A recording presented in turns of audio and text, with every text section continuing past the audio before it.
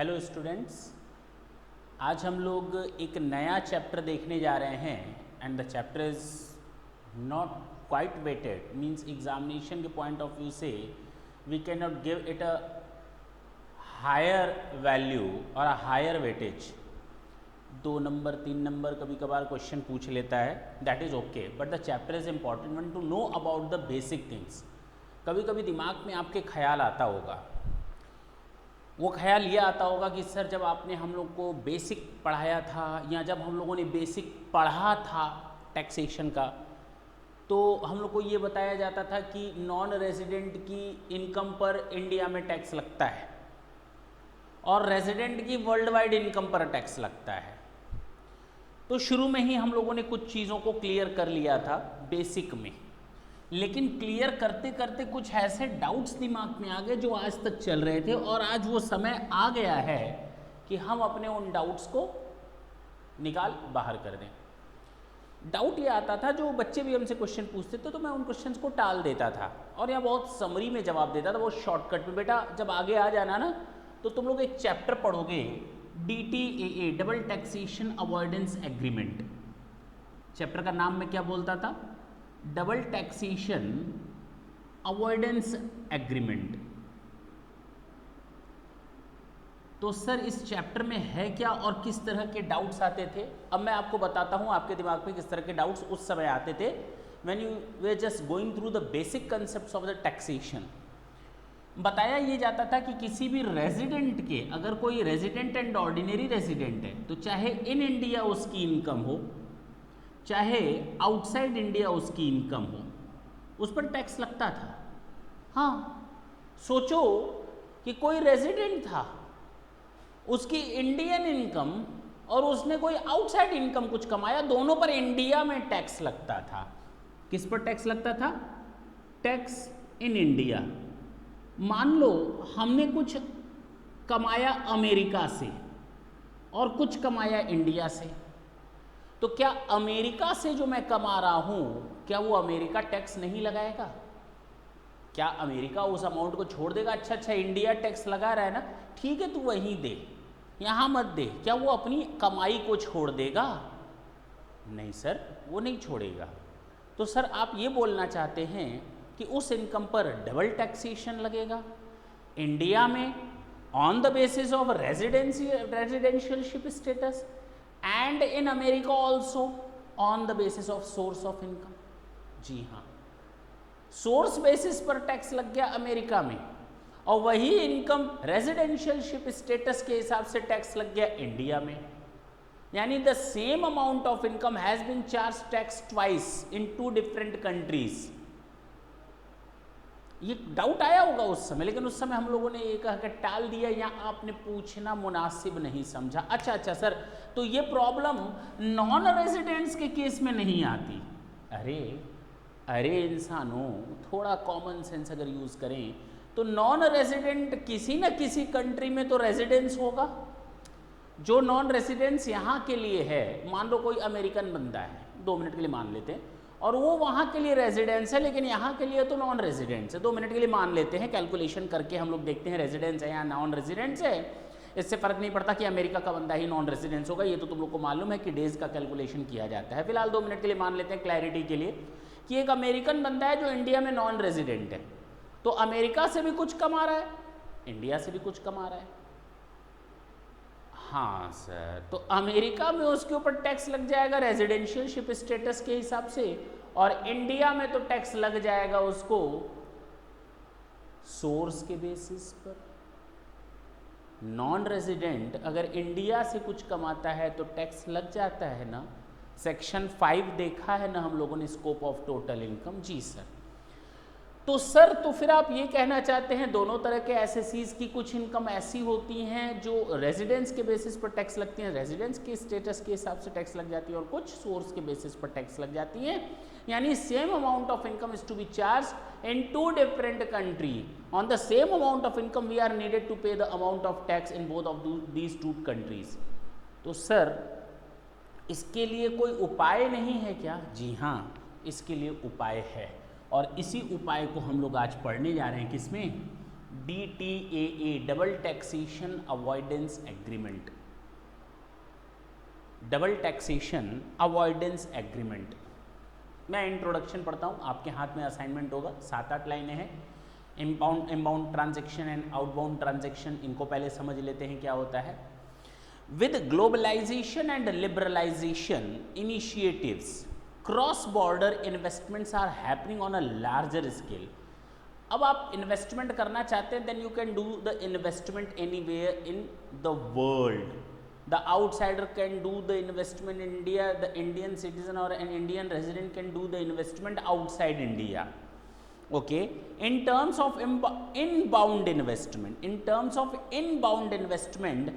non-resident comprising of individual various entities including MNCs companies channelize their investment into India. Inbound का मतलब कुछ पैसा in हो रहा है, in मतलब इंडिया में आ रहा है। अच्छा, in form of foreign direct investment, देखते ही होंगे डेली न्यूज़ में आता है FDI, foreign direct investment, FDI हो गया, FII foreign institutional investment, foreign qualified buyer, foreign institutional buyers, हाँ है ना, foreign portfolio investors, qualified foreign investors, foreign venture capital investors, means they are just doing their investment in India. The person from outside India is going to put their fund in India. This is known as inbound investment. और जब यहाँ का कोई बंदा outside India में कोई पैसा invest करता है तो उसको हम कहते हैं आउटबाउंड इन्वेस्टमेंट। तो हमें इसको बताने की अब जरूरत नहीं कि इनबाउंड इन्वेस्टमेंट क्या होता है और आउटबाउंड इन्वेस्टमेंट क्या होता है। अब जाहिर सी बात है, कमाई तो होनी है, चाहे इनबाउंड हो चाहे आउटबाउंड हो। और double taxation avoidance agreement is an agreement. DTAA एक ऐसा एग्रीमेंट है जो आपको बचाता है सेम अमाउंट ऑफ इनकम पर 2 बार टैक्स देने से, सेम अमाउंट ऑफ इनकम पर 2 बार टैक्स देने से। Entered into between 2 countries in order to avoid taxing the same income twice. Generally the 2 legal criteria for taxability under any tax laws are residence and source. और मैंने आपको ये अच्छी तरह बता दिया कि रेजिडेंस एंड सोर्स के बेसिस पर टैक्स लगता है। अगर कोई बंदा इंडिया में रेजिडेंस के हिसाब से टैक्स दे रहा है तो हो सकता है उसकी इनकम किसी दूसरी कंट्री में सोर्स के बेसिस पर टैक्स लग जा रहा हो, सेम अमाउंट। अच्छा, हो सकता है इंडिया में सोर्स के बेसिस पर टैक्स लग रहा हो और आउटसाइड इंडिया में उसकी रेजिडेंशियलशिप स्टेटस के हिसाब से वहाँ पर टैक्स लगता हो, तो 2 बार टैक्स देना पड़ता है सेम अमाउंट ऑफ इनकम पर। He is likely to get taxed in both the countries, namely the source country as well as the country of residence. ठीक है sir. The country in which he resides exercise the right to tax the income on the basis of the residentialship status rule, and the country in which the states in which the source of income exists also exercise such a right on the basis of the source rule. Okay. Double taxation relief can be provided in 2 different ways. Okay, अब आते हैं double taxation avoidance agreement. ये तो पक्का हो गया ना, the agreement must be done between 2 countries. एक कंट्री दूसरी कंट्री, दूसरी कंट्री हमारी कंट्री, हमारी कंट्री तीसरी कंट्री, हमारी कंट्री 4th कंट्री। हम जिन जिन देशों के साथ एग्रीमेंट करेंगे वो हमारा डबल टैक्सेशन अवॉइडेंस एग्रीमेंट होगा। यानी अगर bilateral means in totality you can say कि हम डबल टैक्सेशन अवॉइडेंस करना चाह रहे हैं, यानी सेम अमाउंट ऑफ इनकम पर 2 टाइम्स टैक्स न लग करके सिंगल टाइम टैक्स लगे। अच्छा, सिंगल टाइम टैक्स लगे, आई डिडंट मीन इट। मेरा मतलब है कि टैक्सेशन डबल टाइम ना लगे उसको अवॉइडेंस करें। तो हम यहाँ एग्रीमेंट की तो बात ही ना करें, डबल टैक्सेशन अवॉइडेंस की बात करते हैं। अब तो ओके है ना। अब एग्रीमेंट अगर एग्जिस्ट है, if DTAA exist, if no agreement या DTAA एग्जिस्ट, हो सकता है कि कई देश कहते हो नहीं नहीं हम आपके साथ कोई एग्रीमेंट करने नहीं जा रहे। अगर DTAA का एग्जिस्टेंस है 2 कंट्रीज के बीच में तो उसको हम कहेंगे बायलैटरल एग्रीमेंट या बायलैटरल बेनिफिट, बायलैटरल बेनिफिट और यूनिलैटरल बेनिफिट।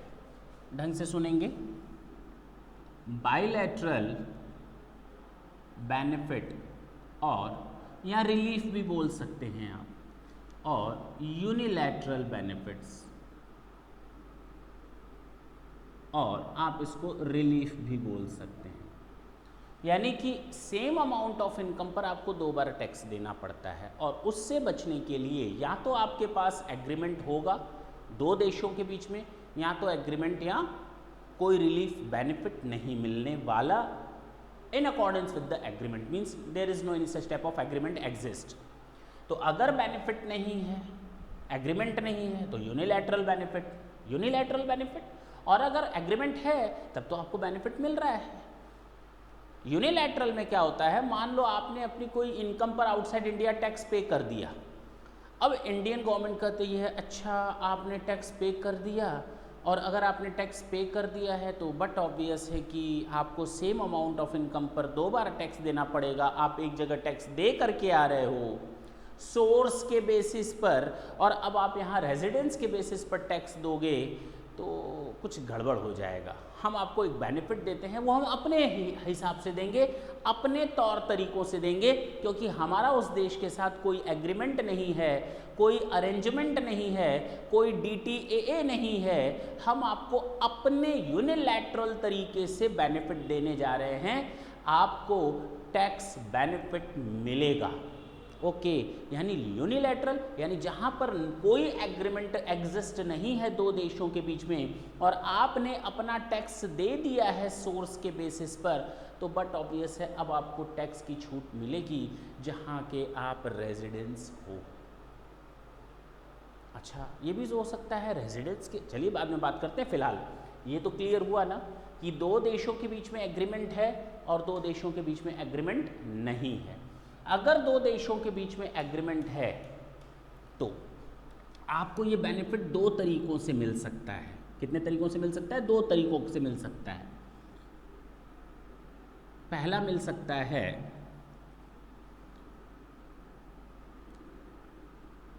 एग्जेम्पशन मेथड या टैक्स क्रेडिट मेथड।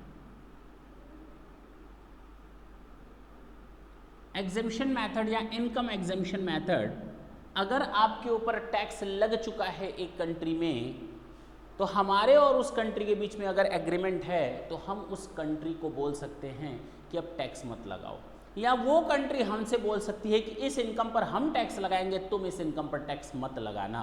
यानी एक देश में वो इनकम एग्जेम्प्ट होगी without having any problem, that amount of income will not be charge double taxed.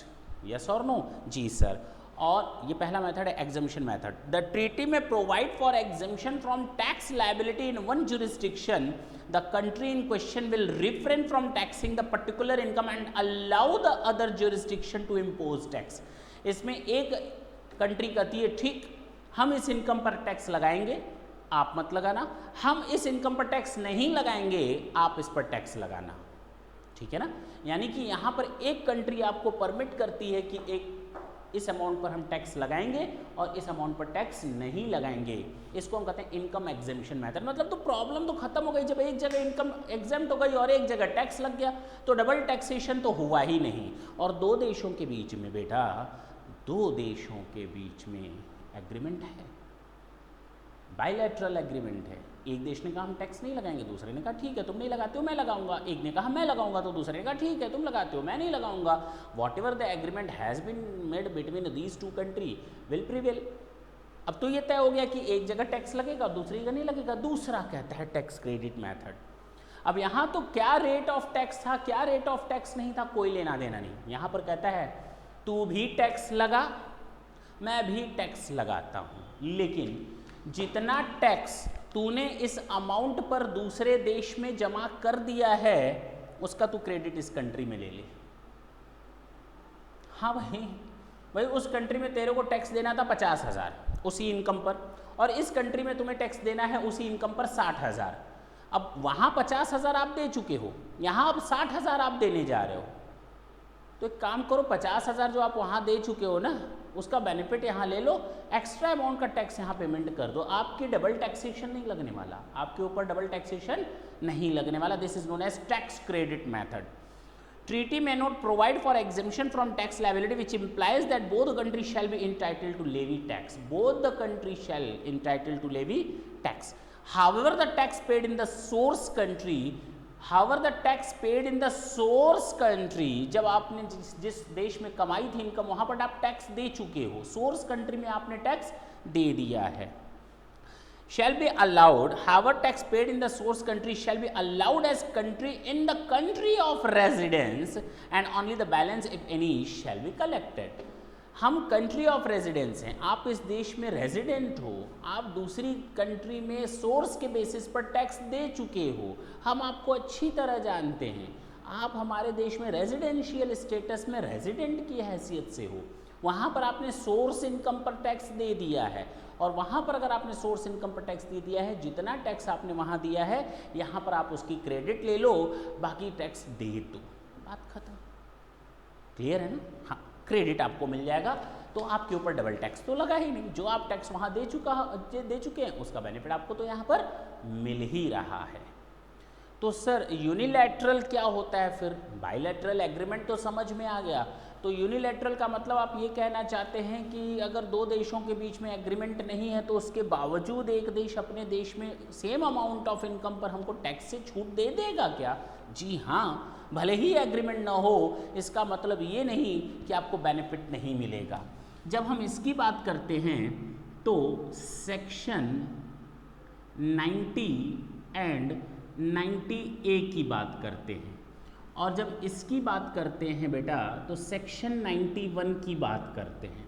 फिलहाल हम इसके बारे में अभी बिल्कुल बात नहीं करने जा रहे, हम यूनिलैटरल रिलीफ या बेनिफिट्स के बारे में बिल्कुल बात नहीं करने जा रहे, हम अभी केवल और केवल अपने आप को रिजिड रखेंगे बायलैटरल एग्रीमेंट में। जी हाँ, the procedure involved in achieving a relief through a bilateral model is a complex one.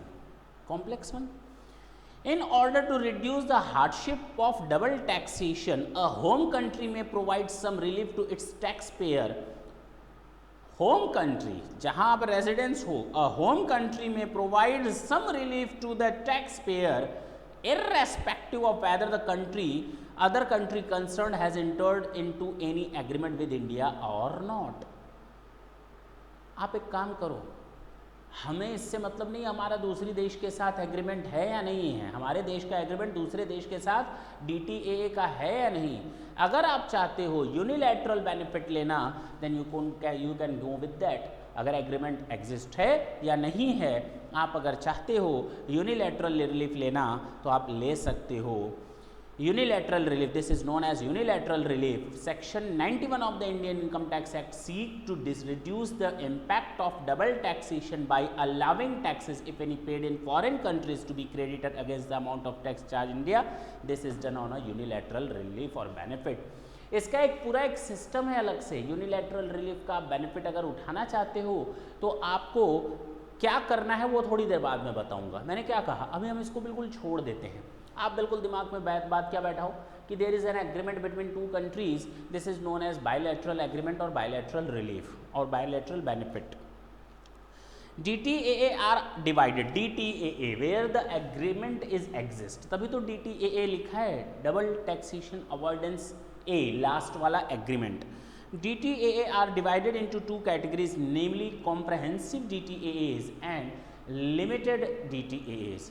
Comprehensive DTAAs and limited DTAAs, ज़्यादा पचड़ों में ना पड़े, आगे बढ़ना हो तो बढ़ जाओ, अदरवाइज मैं इसको रीड कर देता हूँ, इसका ज़्यादा इंपॉर्टेंस यहाँ पर नहीं है फिलहाल। Comprehensive DTAA are very exhaustive in nature which lay down details of how income under various head shall be dealed. अब DTAA अगर कॉम्प्रहेंसिव एग्रीमेंट हुआ है, कॉम्प्रहेंसिव मतलब डिटेल में एग्रीमेंट हुआ है, एक कंट्री दूसरी कंट्री के साथ आराम से बैठकर बड़े ही शांतिपूर्ण तरीके से they are just going in details in all respect, हर एक इनकम के बारे में, हर हेड्स ऑफ इनकम के बारे में डिटेल में आपस में बात करके they make an agreement. Okay, In effect, comprehensive DTAAs ensure that the person in the countries would be treated on an equitable basis in respect of issues arising out of double taxation. मैंने क्या कहा, बिल्कुल आराम से बैठकर वो लोग आपस में ये एश्योर करते हैं कि जो पर्सन है जिसके ऊपर ये इम्पैक्ट पड़ने वाला है उसकी हर एक इनकम, हर एक हेड ऑफ इनकम का कैलकुलेशन कैसे करना है. Whereas limited agreement are entered into for the purpose of avoiding double taxation relating to certain specific areas, namely income derived from operation of aircraft, ship, freight of cargo. ठीक है ना. तो यहाँ पर जब हम बात करेंगे कि बायलैटरल एग्रीमेंट या बायलैटरल रिलीफ की अगर हम बात करें तो कॉम्प्रहेंसिव DTAA भी बन सकता है और लिमिटेड DTAA भी बन सकता है. लिमिटेड DTAA कुछ स्पेसिफिक इनकम के बारे में बताता है, ऑपरेशंस ऑफ शिप और एयरक्राफ्ट, कार्गो, इसके बारे में बताता है, कुछ स्पेसिफिक इनकम्स के बारे में बताता है लिमिटेड DTAA. जबकि कॉम्प्रहेंसिव DTAA हर एक डिटेल में बताएगा बात किसके बारे में, हेड्स ऑफ इनकम के बारे में. ठीक है ना जी.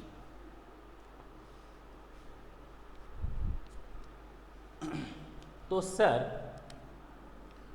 किसी भी DTAA का पर्पस क्या होता है, DTAA का ऑब्जेक्ट क्या है, बस ये बता दीजिए.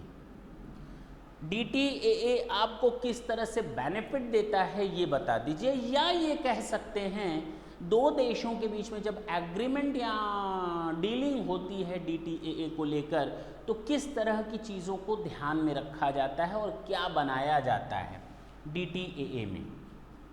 पहला, हम ये 4 पॉइंट डिस्कस करेंगे. पहला, हम आपको रिलीफ देने की कोशिश करते हैं. क्या देने की कोशिश करते हैं, रिलीफ देने की कोशिश करते हैं. या तो इनकम की रिलीफ मिल जाए, एक देश में आपको इनकम की रिलीफ मिल जाए. भाई दो देश मिल करके बैठ करके आपस में डिसाइड करते हैं कि चलो इस देश पर ये इनकम पर टैक्स नहीं लगेगा, हमारे देश पर लगेगा, तुम्हारे में नहीं लगेगा, तुम्हारे में लगेगा, हमारे में नहीं लगेगा. इनकम की रिलीफ देते हैं. दूसरा, टैक्स रिलीफ देते हैं. अच्छा सर, हो सकता है टैक्स का रिलीफ मिले. हाँ, दो तरीके मैंने बताया ना आपको, यहाँ तो इनकम की रिलीफ मिल जाए, यहाँ तो टैक्स की रिलीफ मिल जाए. पहला टारगेट ये होता है कि दो देश मिल करके आपस में बैठ करके ये डिसाइड करते हैं इनकम पर रिलीफ या टैक्स पर रिलीफ. एक ही चीज़ पर दोनों रिलीफ नहीं मिल सकती, दिस और दिस. हाँ या ना. अच्छा, ये तो सर आपने पहले ही बता दिया. इसके अलावा भी कुछ होता है. हाँ, इसके अलावा भी हो सकता है. मान लो डबल टैक्सेशन से रिलेटेड हमको प्रोविजंस बनाने हों आपस में, दोनों को मिल बैठ करके. ये नहीं केवल इतना कह देना कि इस इनकम पर टैक्स लगेगा, इस पर नहीं लगेगा, इस पर हम देंगे बेनिफिट, इस पर तुम मत देना, इसका टैक्स रिलीफ इतना होगा ना.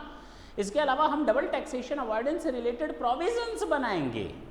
क्या बनाएंगे, DTAA का पर्पस क्या है, डबल टैक्सेशन अवॉइडेंस एग्रीमेंट से रिलेटेड प्रोविजंस बनाना. क्या बनाना, प्रोविजंस को मेंटेन करना. जी हाँ. अच्छा, एक्सचेंज को इंफॉर्मेशन को, एक्सचेंज ऑफ इंफॉर्मेशन, आपस में चीजों को एक्सचेंज करना, exchange of informations. And the last one is recovery of income tax. Tax की रिकवरी कैसे की जानी है, उनके मेथड्स को बताना. Recovery of tax. जी सर, ये तो हमें समझ में आ गया. अगर दो देशों के बीच में कोई एग्रीमेंट या अरेंजमेंट है तो वो अपने यहाँ कानून बनाते समय इन 4 चीज़ों का बिल्कुल ख्याल रखेंगे. पहला ख्याल रखेंगे बेनिफिट किस तरह से देना है, इनकम पर या टैक्स रिलीफ देना है. दूसरा, प्रोविजंस कैसे बनने हैं, डबल टैक्सेशन अवॉइडेंस से रिलेटेड कैसे प्रोविजंस या कानून बनने हैं दोनों देशों में. तीसरा, कलेक्शन कैसे होगा या रिकवरी कैसे होगी टैक्सेस की, और इन्फॉर्मेशन को कैसे एक्सचेंज करना है आपस में, that is important. Okay, where the central government has entered into any such agreement or arrangement, then the provisions of that agreement would normally apply to an SSE. जी sir, जी sir, बिल्कुल सही है. जब दो देशों के बीच में ऐसा एग्रीमेंट हो जाता है तो जो SSE होता है, सब्जेक्ट मैटर जो SSE है, उसके ऊपर ये कानून अब अप्लाई करेंगे. अब उसके ऊपर ये कानून अप्लाई करेंगे. लेकिन आगे जो मैं बोलने जा रहा हूँ थोड़ा ढंग से सुनेंगे तो मज़ा आएगा. आगे की लाइन, भाई बट ऑब्वियस है दो देशों के बीच में एग्रीमेंट बन गया. Now the subject matter SSE will follow all the rules and regulation of DTAA, okay, apply to an SSC who is covered by such agreement. However, if the relevant provisions under the income tax act are more beneficial, हो सकता है वो SSC कहता है कि DTAA में जाओ ना तो हमें ज़्यादा दिक्कत होती है, या मुझे समझ में नहीं आ रहा है, या मैं नहीं जाना चाहता, DTAA के प्रोविजंस में मैं नहीं जाना चाहता, या उसको ये लगता है कि DTAA के प्रोविजंस किनारे कर दो, इंडियन इनकम टैक्स लॉ के प्रोविजंस हमें ज़्यादा सूट करते हैं, हमारे लिए ज़्यादा बेनिफिशियल है कि हम इंडियन इनकम टैक्स लॉ को फॉलो करें, भले ही डबल टैक्सेशन क्यों ना हो, लेकिन हमारा बेनिफिट वहीं पर है, हमारा बेनिफिट वहीं पर है। If the Indian income tax laws are more beneficial to the SSC, then in that case the SSC can go with the more beneficial rules or the provisions।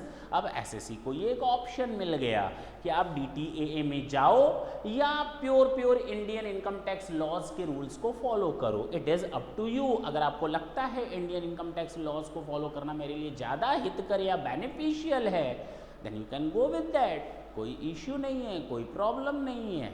अच्छा, यानी SSC को ये बेनिफिट दिया गया है बेटा, ये लास्ट ईयर है इस बेनिफिट को, 2018-19 असेसमेंट ईयर से GAAR एप्लीकेबल होने वाला है, 2018-19 असेसमेंट ईयर से 2016-17 असेसमेंट ईयर चल रहा है, 17-18 एक और चलेगा, असेसमेंट ईयर 18-19 से आपका एक रूल आने वाला है, जनरल एंटी अवॉइडेंस रूल, गार रूल जिसको कहते हैं, आप लोगों ने नाम सुना होगा बेटा। एक बार ये रूल्स एप्लीकेबल हो गए ना तो अब आप उस समय ऑप्शन में नहीं जा सकते कि हमें इंडियन इनकम टैक्स लॉज के रूल्स ज़्यादा फेवर करते हैं, हम वहीं जाएंगे ना। अगर गार रूल्स मौजूद हैं और आप उसमें फॉलो करते हैं, भले ही वो आपके लिए ज़्यादा बेनिफिशियल ना हो, you are required to follow that rules, general anti avoidance rules आपको फॉलो करना पड़ेगा, चाहे भले ही वो आपके लिए बेनिफिशियल हो या ना हो। दो देशों के बीच में अब एग्रीमेंट हो गया, अब आप बाहर नहीं निकल सकते। जी सर। अच्छा सर, आपने हमको सेक्शन 90 बता दिया, जो भी मैंने बताया दैट वाज योर सेक्शन 90। अब जो मैं बोलने जा रहा हूँ है 2 लाइन की चीज़, ढंग से सुनेंगे। सारी चीज़ें वही जो सेक्शन 90 की हैं, लेकिन 90A ने केवल इतना बोला है कि सेंट्रल गवर्नमेंट के 90A ने, सेक्शन 90A ने बोला है कि सेंट्रल गवर्नमेंट ऐसे प्रोविजंस बना सकती है स्पेसिफाइड ऑर्गेनाइजेशन के लिए, स्पेसिफाइड ऑर्गेनाइजेशन के लिए जो ट्रांजैक्शन करते हैं या जो एग्रीमेंट करते हैं, किनके साथ मालूम है? स्पेसिफाइड टेरिटरी के साथ, स्पेसिफाइड टेरिटरी के साथ। अच्छा, now these specified organizations are in India while this specified territory are outside India। अगर कोई specified organization है, specified which are to be notified by the central government under its notification, a specified territory, the territory which are outside India but has been notified by the central government of India as a specified territory, यानी कि दोनों चीज़ें notified करेगी central government, और इन दोनों के बीच में any specified association in India में enter into an agreement with any specified association in the specified territory outside India. अगर कोई स्पेसिफाइड एसोसिएशन है, वो किसी स्पेसिफाइड टेरिटरी के स्पेसिफाइड एसोसिएशन के साथ कोई एग्रीमेंट करता है, अगर कोई स्पेसिफाइड एसोसिएशन है और वो इंडिया में है, वो किसी दूसरे स्पेसिफाइड एसोसिएशन जो आउटसाइड इंडिया स्पेसिफाइड टेरिटरी में है उसके साथ एग्रीमेंट करता है, then the central government may by notification in the official gazette make such provisions as may be necessary for adopting and implementation of the such agreement. तो इनके लिए central government चाहे तो अपने रूल्स बना सकती है, रूल्स बना सकती है, प्रोविजंस बना सकती है। अरे एक इंडिया का, एक इंडिया के बाहर का स्पेसिफाइड ऑर्गेनाइजेशन या एसोसिएशन, उनके लिए आप रूल्स बनाने जा रहे हैं, किस चीज़ के? DTAA के। और अगर DTAA के रूल्स बनाएंगे तो आपको कितनी बातें ध्यान में रखनी हैं? ये 4 बातें ध्यान में रखनी। बात वहीं की वहीं आ गई। लेकिन जब हम स्पेसिफाइड एसोसिएशन का किसी दूसरे स्पेसिफाइड एसोसिएशन जो आउटसाइड इंडिया यानी कि स्पेसिफाइड टेरिटरी में है, तो उसके लिए सेंट्रल गवर्नमेंट ये रूल्स बना सकती है अलग से। तो सर आप हमें बस इतना बता दीजिए ये स्पेसिफाइड एसोसिएशन क्या है और ये स्पेसिफाइड टेरिटरी क्या है, बात खत्म। जो अभी तक नोटिफिकेशन है, the central government has notified India Taipei association in Taipei, okay, India Taipei association in Taipei and Taipei economic and cultural centre in New Delhi as specified association. तो स्पेसिफाइड एसोसिएशन 2 हैं, India Taipei association in Taipei, India Taipei association in New Delhi, बात खत्म। तो ये specified association है, India Taipei association, बस इतना याद रखो, इंडिया तापी एसोसिएशन, बस इतना याद रखो, चाहे वो इन इंडिया में है चाहे वो आउटसाइड इंडिया में है, ये हमारा एसोसिएशन चाहे वो इन इंडिया में है, इंडिया तापी एसोसिएशन, चाहे आउटसाइड इंडिया में है। और स्पेसिफाइड टेरिटरी क्या है? स्पेसिफाइड टेरिटरी है means any area outside India by the central government for the purpose of section 90A, and the central government has notified the territory in which the taxation law administered by the Ministry of Finance in Tapi is applicable as specified territory। तो तापी जो area है, जो वहाँ का finance ministry है, तो Tapi area is a specified territory, Tapi area is a specified territory. और Tapi India association, चाहे वो इन इंडिया चाहे वो तापी में हो, अगर आपस में कोई एग्रीमेंट करते हैं तो गवर्नमेंट उनके लिए एक अलग से रूल्स बनाएगी, अलग से एग्रीमेंट या प्रोविजंस बनाएगी। Is it clear? अंतर कुछ नहीं है, बस आपको याद रखना था कि तापी के साथ अगर कोई इंडियन एसोसिएशन है, जो इंडिया तापी एसोसिएशन है, जो आउटसाइड इंडिया में इंडिया तापी एसोसिएशन के साथ कोई एग्रीमेंट करता है तापी में, तो स्पेसिफाइड टेरिटरी तापी होनी चाहिए, तो वहाँ पर ये 90A के प्रोविजंस लगेंगे, न कि 90 के। बात वही है। क्लियर है? जी सर बिल्कुल क्लियर है, अब कोई दिक्कत नहीं, यानी कि 90A से घबराना नहीं है, बात खत्म। अच्छा, आपको बेनिफिट कैसे मिलेगा? आपके चेहरे पर लिखा हुआ है क्या? आपके चेहरे पर लिखा है क्या विदेश में आपने टैक्स दे दिया, ले लो बेनिफिट? यहाँ पर हो सकता है आपने वहाँ टैक्स चोरी की है, आप यहाँ बेनिफिट कैसे लोगे? आखिर कोई तो प्रमाण पत्र दोगे, कोई तो सर्टिफिकेट दोगे जिसके बेसिस पर हम आपको छूट दें।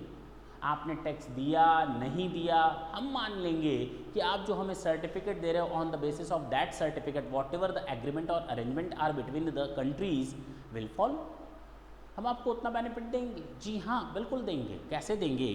टैक्स रेजिडेंस सर्टिफिकेट्स के बेसिस पर। टैक्स रेजिडेंस सर्टिफिकेट जिसको हम TRC के नाम से जानते हैं, टैक्स रेजिडेंस सर्टिफिकेट के बेसिस पर हम आपको बेनिफिट देने जा रहे हैं। नॉन रेजिडेंट को इन इंडिया में अगर बेनिफिट लेना है तो जहाँ का वो रेजिडेंस है, जिस देश का रहने वाला है, उस देश से वो हमने TRC ला करके देगा, वो वहाँ से TRC ले करके आएगा और यहाँ एक फॉर्म भरेगा और उस फॉर्म में अपनी सारी डिटेल्स लिखेगा और TRC का जिक्र करेगा।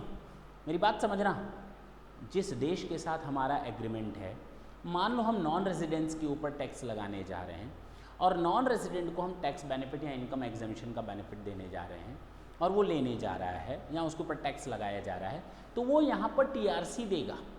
TRC तो वो अपने देश से ले आएगा और यहाँ पर एक फॉर्म आएगा, फॉर्म 10F, उस फॉर्म 10F को भर करके जमा करेगा, उसमें अपनी सारी की सारी डिटेल्स देगा। ठीक है ना? क्या डिटेल्स देगा? नाम, स्टेटस, नेशनलिटी क्या है, कंट्री क्या है, ऑर्गेनाइजेशन या कंपनी का नाम क्या है, उसका आइडेंटिफिकेशन नंबर क्या है उस देश के हिसाब से, और ये TRC कितने सालों के लिए मिला है, एड्रेस क्या है, ये सारी चीज़ें उस TRC में लिखनी पड़ेंगी। और अगर कोई रेजिडेंट SAC है तो वो यहाँ से TRC लेकर के दूसरे देश में देगा ताकि उसको वहाँ बेनिफिट मिल सके।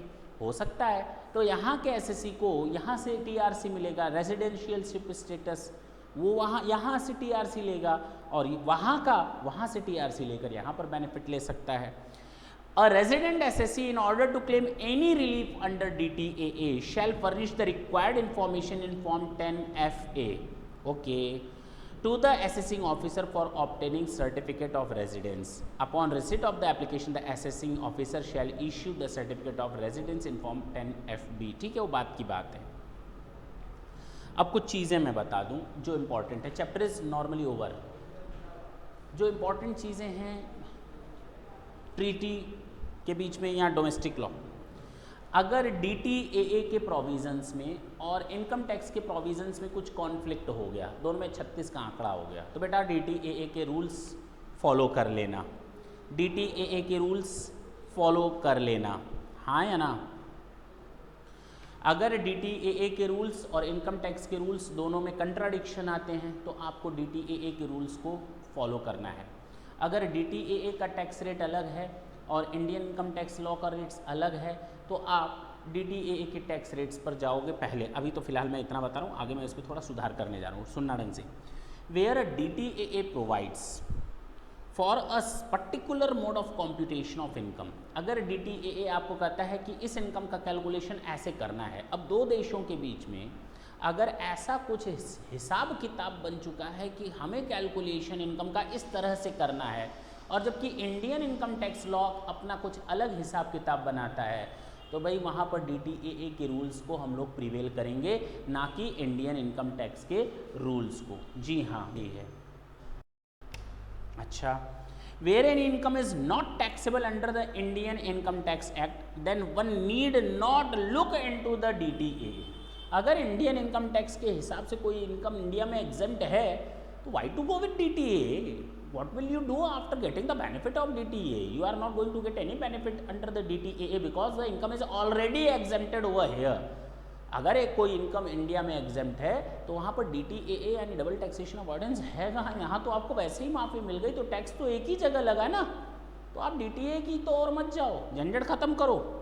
On the other hand, if the income is taxable even as per DTAA, then one has to verify if any special rate is prescribed for DTAA. क्या DTAA के लिए कोई स्पेशल रेट्स है? अगर DTAA का कोई specific rate है वही लगेगा, उसके अलावा कुछ सोचने की ज़रूरत नहीं है। If there is no special rate of tax applicable to such income then the rate of income tax law shall apply. Indian income tax के हिसाब से जो टैक्स रेट है वो अप्लाई करेंगे। और जाहिर सी बात है कि अगर हम इंडियन इनकम टैक्स लॉ के रेट्स को फॉलो करते हैं तो उसमें एजुकेशन सेस और secondary and higher education cess को हम ऐड करना ना भूलें। जी सर, बिल्कुल सही है। और अगर कोई स्पेसिफिक रेट है, आते हैं, The general rates applicable under the Indian law shall be further added with applicable surcharge and education cess. मान लिया, बता दिया। Whereas the rates prescribed under DTAA is final and therefore the same shall not be further increased by either surcharge or DTAA doesn't provide for the same in case the rate is same as the income tax and DTAA.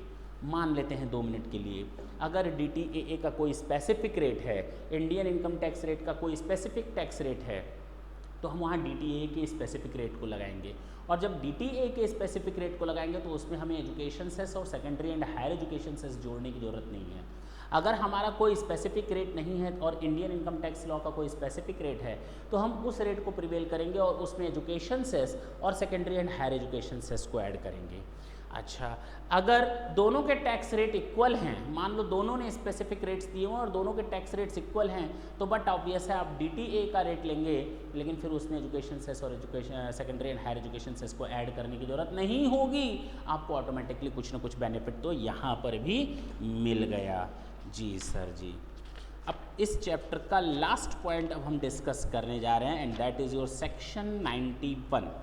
जो हम discuss करने जा रहे हैं वो है आपका section 91, last one, if no DTAA is exist.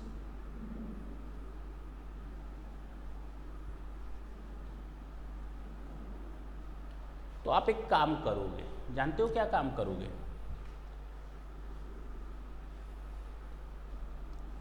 Section 91 if no DTAA, या कह सकते हो यूनिलैटरल रिलीफ।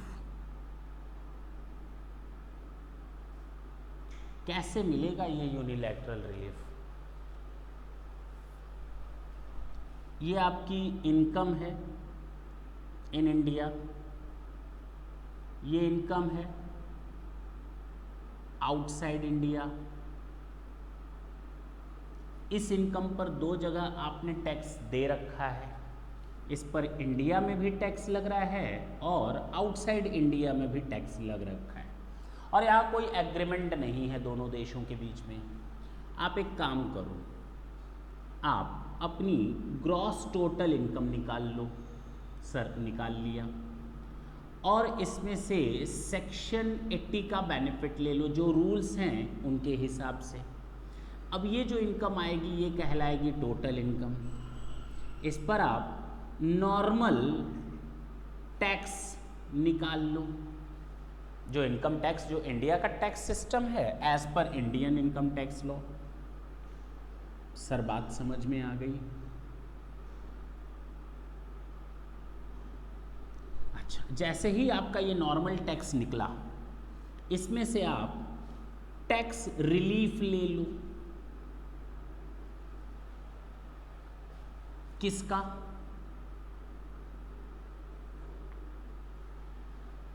अच्छा, जो बचा टैक्स पेबल हो जाएगा। सर आपने तो बताया ही नहीं टैक्स रिलीफ कितना, बस मैं वही बताने जा रहा हूँ, बस अब मैं वही बताने जा रहा हूँ। टैक्स रिलीफ कैलकुलेट कैसे करेंगे? आप इस टोटल इनकम पर जो नॉर्मल टैक्स देते हो ना, इसका एवरेज रेट ऑफ टैक्स निकाल लो इन टर्म्स ऑफ परसेंटेज। जो आप इनकम टैक्स दे रहे हो ना इंडिया में, टोटल नॉर्मली जितना बनता है उसका एवरेज रेट ऑफ टैक्स निकाल लो। तुमको मालूम है इतने पर, इतनी इनकम पर इतना, तो 100 पर कितना, फॉर्मूला बन जाएगा आपका normal tax divided by total income into 100। ये आपका बन गया एवरेज रेट ऑफ टैक्स। पक्की बात है ना? अब आएंगे टैक्स रिलीफ देने की बात करेंगे। जरा देखें, फॉर्मेट है आपके सामने, 1 मिनट लगेगा। Calculate tax on total income including foreign income, sir कर लिया। एड सरचार्ज, ठीक है, एजुकेशन सेस वगैरह जोड़ देंगे। टोटल आ गया इनकम, और average rate of tax calculate कर लेंगे। सर निकल जाएगा एवरेज रेट ऑफ टैक्स, जो फॉर्मूला आपने बनाया वही ना। Calculate average rate of tax on from foreign country, ठीक है, एवरेज रेट ऑफ टैक्स दे देंगे फॉरेन कंट्री का। Claim relief from the tax payable India at the rate calculated at step 3 और step 4 whichever is less applied to foreign income। अब जाहिर सी बात है, हमारा ये इनकम टैक्स इंडिया के हिसाब से टैक्स रेट बनता है, एवरेज रेट ऑफ टैक्स, और फॉरेन टैक्स रेट, हाँ या ना?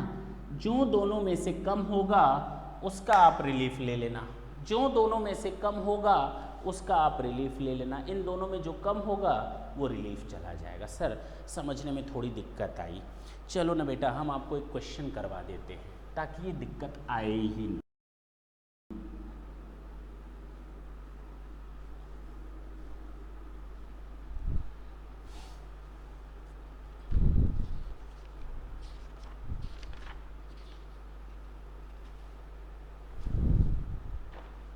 ये क्वेश्चन आपका आया था मई 2013 में, मई 2013 में सीए फाइनल में ये क्वेश्चन पूछा गया। अब चाहे वो आप बेसिक समझ लें या इस तरह का क्वेश्चन समझ लें, अब कोई भी लेवल हो, अगर आपके सब्जेक्ट में ये चैप्टर है तो ये बिल्कुल नॉर्मल क्वेश्चन है और इस तरह के क्वेश्चन आ सकते हैं। Z, a resident Indian aged 21 year earned a sum of 10 lakhs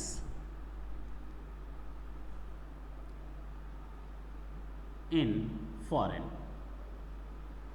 no DTAA, कोई DTAA नहीं है उस देश के साथ, और इस पर टैक्स लग गया ₹2 lakhs in foreign country.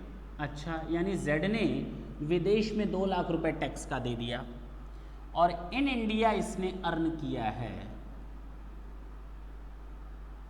15 lakh, और इसने सेक्शन 80C के हिसाब से डिपॉजिट या कंट्रीब्यूशन किया है 1 लाख रुपए का पब्लिक प्रोविडेंट फंड में, ठीक है। अब उसकी टैक्स लायबिलिटी हमें बतानी है। सॉल्यूशन,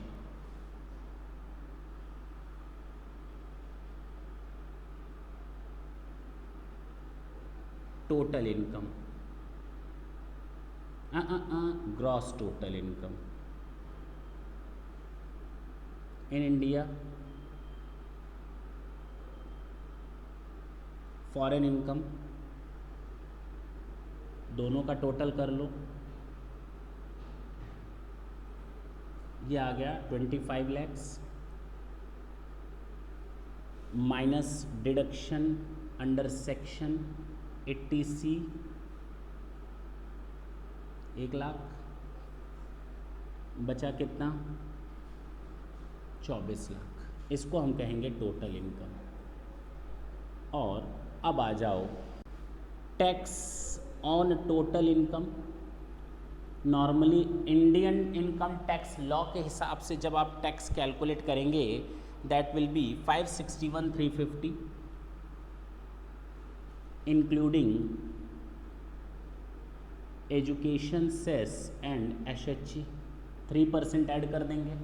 2.5 लाख तक आपको मालूम है माफ़ होता है, उसके ऊपर 2.5 लाख तक आपको मालूम है 10% है, नेक्स्ट 5 लाख रुपए पर 20% है, 10 लाख के ऊपर 24 लाख तक आपको मालूम है 30% है। जी सर, और उसमें आप 3% एजुकेशन सेस और secondary and higher education add कर लेंगे। अच्छा सर, बात तो समझ में आ गई। अगर हमसे पूछा जाए नॉर्मल टैक्स रेट या एवरेज टैक्स रेट कितना है इंडिया में, तो आप कहेंगे सर 5,61,350 रुपये का टैक्स बनता है 24 लाख पर, तो आपका नॉर्मल टैक्स रेट बनेगा 23.39। चूँकि I don't have calculator right now, I am just going to get it copied from the book. Okay, assignment से मैं कॉपी कर ले रहा हूँ क्योंकि मेरे पास इस समय कैलकुलेटर नहीं है, तो ये मत सोचना मैं नकल कर रहा हूँ। तो हाँ, नकल ही कर रहा हूँ, यही समझ लो। तो आपने एवरेज रेट निकाल लिया टैक्स का, but obvious 23.39 that is okay ना। जी सर, हम लोगों ने एवरेज रेट निकाल लिया, इसमें तो कोई दिक्कत नहीं आने वाली। अच्छा, हमको क्वेश्चन में दे रखा है कि हमने वहाँ पर टैक्स दे रखा है कितने परसेंट के हिसाब से, 20% के हिसाब से। कहाँ? विदेश में। 10 लाख रुपए विदेश में कमाया और उस पर 2 लाख रुपए का टैक्स दे दिया।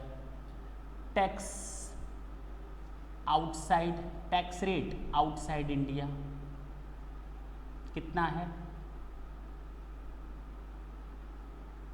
20%। कैसे आया? 10 लाख पर 2 लाख तो 100 पर कितना? तो बताओ दोनों में से कम क्या है? रिलीफ कितना मिल जाएगा? As at the rate of 20%, whichever is lower, minus tax relief on foreign income as at the rate of 20%। 10 lakh पर 20% कितना होता है? 2 लाख। जो आपने वहाँ टैक्स दिया इसका मतलब पूरा पूरा मिल गया। नेट टैक्स पेबल कितना आ गया इन इंडिया में? बस बस बस सर, बस इतना करना पड़ता है। जी सर, इसके अलावा आपको कुछ सोचने की ज़रूरत नहीं है। और ये चैप्टर आपका यहीं पर होता है खल्लास। इम्पोर्टेंट था। एक बार और क्वेश्चन आया था, जी हाँ याद आ गया, परमानेंट इस्टेब्लिशमेंट को लेकर, कि मैं हल्का सा हिंट दे देता हूँ, कभी फ्यूचर में आएगा ये मैटर तो मैं डिटेल में इसके बारे में डिस्कस करूँगा फॉरेन इनकम को लेकर के, कि अगर किसी कंपनी की कोई वेबसाइट है तो क्या उस वेबसाइट को परमानेंट इस्टेब्लिशमेंट माना जाना चाहिए for the purpose of DTAA? Website no, बस मैं इतना ही आज बताऊंगा, नो। वेबसाइट तो आप कहीं से भी अप्रोच कर सकते हैं, ऑल ओवर वर्ल्ड से, बस इंटरनेट कनेक्शन होना चाहिए और उसमें वही आप चीज़ें दे सकते हैं जो देख सकते हैं, जो चीज़ें आपको दिखाई गई हैं। अगर आपको उनसे एडिशनल आपको कोई इन्फॉर्मेशन चाहिए तो it is not possible at all to give all those through with the help of the website. तो उसके लिए आपको एक्स्ट्रा एफर्ट्स करने पड़ते हैं। तो कभी भी प्लेस ऑफ परमानेंट इस्टेब्लिशमेंट नहीं माना जाता वेबसाइट का होना। हो सकता है आपका सारा बिजनेस वेबसाइट से होता हो, लेकिन वेबसाइट का केवल होना आपके बिजनेस का परमानेंट इस्टेब्लिशमेंट शो नहीं करता। क्लियर है ना? हम इसके बारे में बाद में बात करेंगे, क्योंकि मेरे दिमाग में आ गया तो मैंने सोचा आपसे मैं जाते जाते डिस्कस कर लूँ। बस इतना याद रखना कि वेबसाइट का होना किसी कंपनी के उसके परमानेंट इस्टेब्लिशमेंट को बिल्कुल नहीं शो करता। ऐसे तो हर कंट्री उसके लिए परमानेंट इस्टेब्लिशमेंट हो गया। मेरी कंपनी का वेबसाइट है, ऑल ओवर वर्ल्ड में कोई सर्च कर रहा है, वहाँ खुल गया, लो भैया हो गया परमानेंट इस्टेब्लिशमेंट। तो गलत। थैंक यू बच्चों।